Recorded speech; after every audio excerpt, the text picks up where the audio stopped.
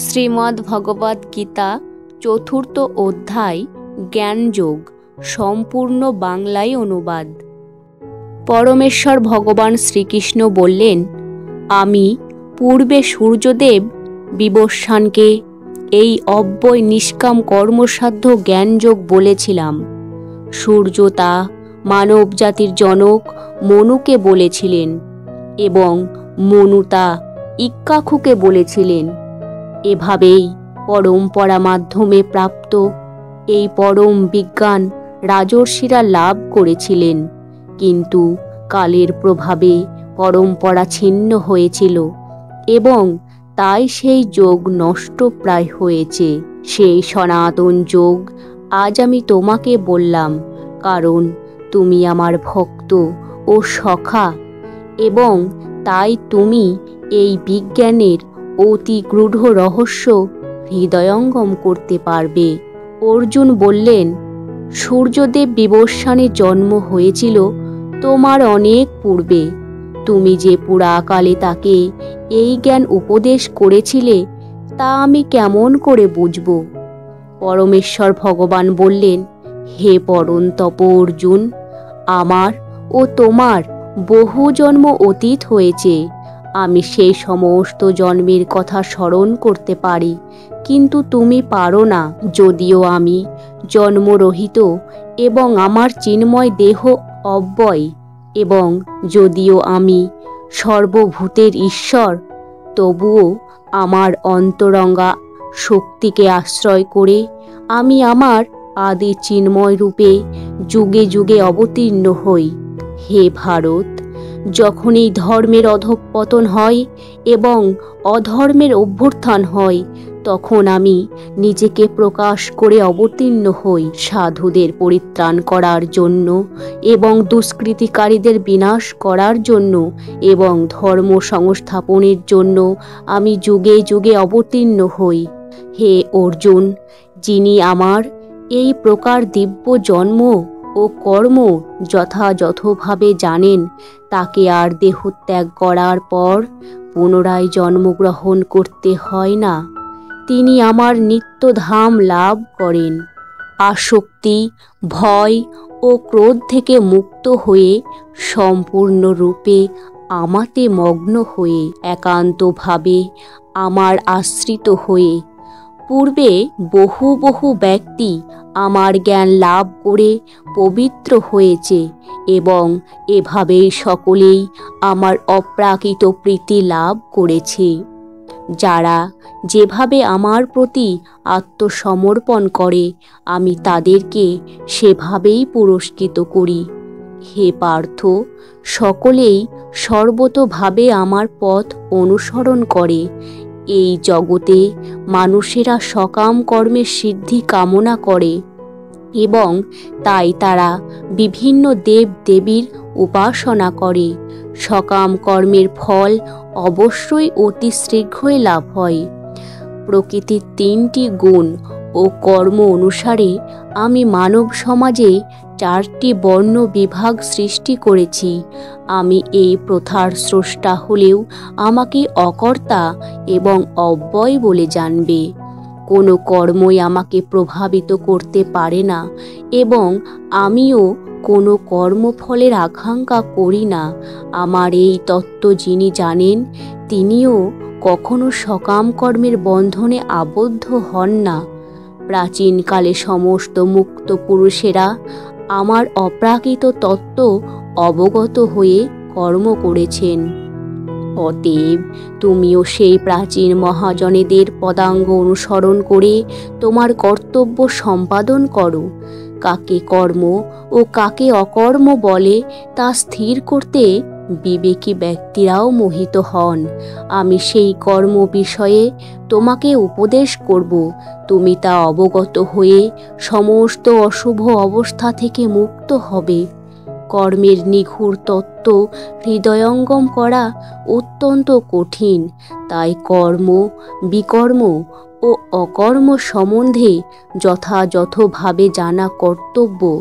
যিনি কর্মে অকর্ম দর্শন করেন এবং অকর্মে কর্ম দর্শন করেন, তিনিই মানুষের মধ্যে বুদ্ধিমান। সব রকম কর্মে লিপ্ত থাকা সত্ত্বেও তিনি চিন্ময় স্তরে অধিষ্ঠিত। যার সমস্ত কর্ম প্রচেষ্টা কাম ও সংকল্প রহিত, তিনি পূর্ণ জ্ঞানে অধিষ্ঠিত। জ্ঞানীগণ বলেন যে তার সমস্ত কর্মের প্রতিক্রিয়া পরিশুদ্ধ জ্ঞানাগ্নি দ্বারা দগ্ধ হয়েছে। যিনি কর্মফলের আসক্তি সম্পূর্ণরূপে ত্যাগ করে, সর্বদা তৃপ্ত এবং কোনো রকম আশ্রয়ের অপেক্ষা করেন না, তিনি সব রকম কর্মে যুক্ত থাকা সত্ত্বেও কর্মফলের আশায় কোনো কিছুই করেন না। এই প্রকার জ্ঞানী ব্যক্তি তার মন ও বুদ্ধিকে সর্বতোভাবে সংযত করে কার্য করেন। তিনি প্রভুত্ব করার প্রবৃত্তি পরিত্যাগ করে কেবল জীবন ধারণের জন্য কর্ম করেন। এভাবেই কর্ম করার ফলে কোনো রকম পাপ তাকে স্পর্শ করতে পারে না। যিনি অনায়াসে যা লাভ করেন তাতেই সন্তুষ্ট থাকেন, যিনি সুখ, দুঃখ, রাগ, দ্বেষ আদি দ্বন্দ্বের বশীভূত হন না এবং মাৎসর্য শূন্য, যিনি কার্যের সাফল্য ও অসাফল্যে অবিচলিত থাকেন, তিনি কর্ম সম্পাদন করলেও কর্মফলের দ্বারা কখনো আবদ্ধ হন না। জড়া প্রকৃতির গুণের প্রভাব থেকে মুক্ত হয়ে চিন্ময় জ্ঞাননিষ্ঠ ব্যক্তি যজ্ঞের উদ্দেশ্যে যে কর্ম সম্পাদন করেন, সেই সকল কর্ম সম্পূর্ণরূপে লয় প্রাপ্ত হয়। যিনি কৃষ্ণ ভাবনায় সম্পূর্ণ মগ্ন, তিনি অবশ্যই চিৎ জগতে উন্নীত হবেন, কারণ তার সমস্ত কার্যকলাপ চিন্ময়। তার কর্মের উদ্দেশ্য চিন্ময় এবং সেই উদ্দেশ্যে তিনি যা নিবেদন করেন তাও চিন্ময়। কোনো যোগী দেবতাদের উদ্দেশ্যে যজ্ঞ করার মাধ্যমে তাদের উপাসনা করেন, আর অন্য অনেকে ব্রহ্মরূপে অগ্নিতে সব কিছু নিবেদন করার মাধ্যমে যজ্ঞ করেন। কেউ কেউ শুদ্ধ ব্রহ্মচারীরা মনোসংযম রূপ অগ্নিতে শ্রবণ আদি ইন্দ্রিয়গুলিকে আহুতি দেন, আবার অন্য অনেকে নিয়মনিষ্ঠ গৃহস্থেরা শব্দাদি ইন্দ্রিয়ের বিষয়গুলিকে ইন্দ্রিয় রূপ অগ্নিতে আহুতি দেন। মন ও ইন্দ্রিয় সংযমের মাধ্যমে যারা আত্মজ্ঞান লাভের প্রয়াসী, তারা তাদের সমস্ত ইন্দ্রিয়ের কার্যকলাপ ও প্রাণবায়ু জ্ঞানের দ্বারা প্রদীপ্ত আত্মসংযম রূপ অগ্নিতে আহুতি দেন। কঠোর ব্রত গ্রহণ করে কেউ কেউ দ্রব্য দানরূপ যজ্ঞ করেন, কেউ কেউ তপস্যারূপ যজ্ঞ করেন, কেউ কেউ অষ্টাঙ্গ যোগরূপ যজ্ঞ করেন এবং অন্য অনেকে পারমার্থিক জ্ঞান লাভের জন্য বেদ অধ্যয়ন রূপ যজ্ঞ করেন। আর যারা প্রাণায়াম চর্চায় আগ্রহী, তারা আপন বায়ুকে প্রাণবায়ুতে এবং প্রাণবায়ুকে আপান বায়ুতে আহুতি দিয়ে অবশেষে প্রাণ ও অপান বায়ুর গতি রোধ করে সমাধিস্থ হন। কেউ আবার আহার সংযম করে প্রাণবায়ুকে প্রাণবায়ুতেই আহুতি দেন। এরা সকলেই যজ্ঞ তত্ত্ববিদ এবং যজ্ঞের প্রভাবে পাপ থেকে মুক্ত হয়ে তারা যজ্ঞাবশিষ্ট অমৃত আস্বাদন করেন এবং তারপর সনাতন প্রকৃতিতে ফিরে যান। হে কুরুশ্রেষ্ঠ, যজ্ঞ অনুষ্ঠান না করে কেউই এই জগতে সুখে থাকতে পারে না, তাহলে পরলোকে সুখপ্রাপ্তি কী করে সম্ভব? এই সমস্ত যজ্ঞই বৈদিক শাস্ত্রে অনুমোদিত হয়েছে এবং এই সমস্ত যজ্ঞ বিভিন্ন প্রকার কর্মজাত।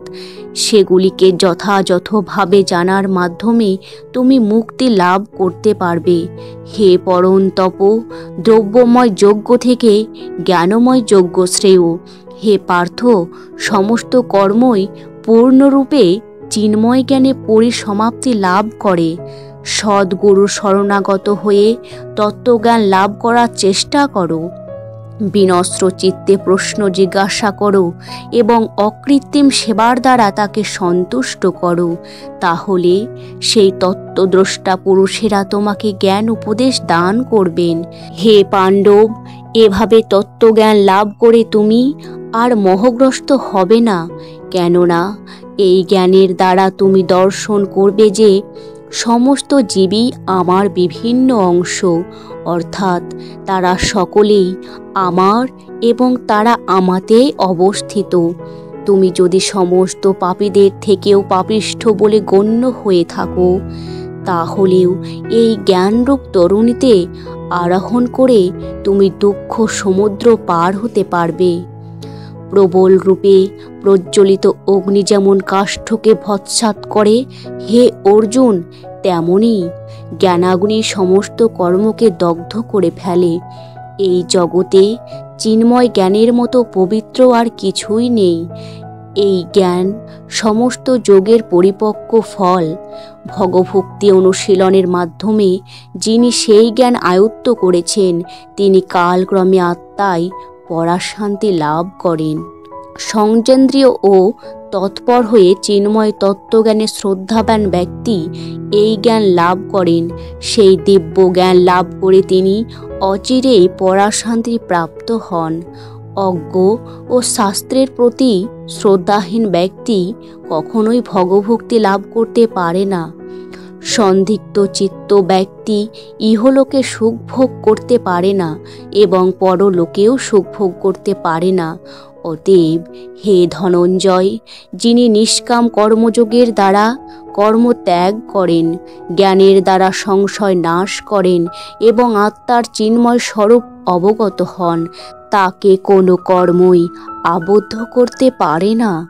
অতএব হে ভারত, তোমার হৃদয়ে যে অজ্ঞান প্রসূত সংশয়ের উদয় হয়েছে, তা জ্ঞানরূপ খড়গের দ্বারা ছিন্ন করো।